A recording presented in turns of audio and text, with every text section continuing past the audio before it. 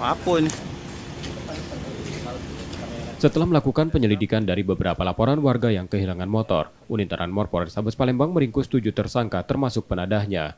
Mereka tertangkap saat menggunakan sabu-sabu di salah satu rumah tersangka. 2 tersangka bahkan dilumpuhkan dengan tembakan karena berusaha melarikan diri saat akan ditangkap. Dari tersangka, polisi menyita 7 unit motor hasil curian, kunci letter T, dan senjata api rakitan jenis revolver. Para tersangka sudah 26 kali melakukan aksi pencurian di Palembang. Dan ada satu lagi termasuk pengguna narkoba.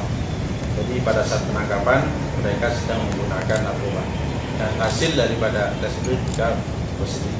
Kemudian dari hasil pengembangan kita mendapatkan bukti bahwa mereka terungkap ada 26 TKP curanmor.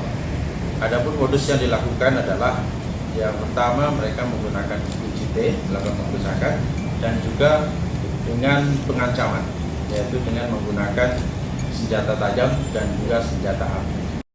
Para tersangka dari kejahatannya itu terancam hukuman 5 tahun penjara. Yudi Kiswanto, Kompas TV, Palembang, Sumatera Selatan.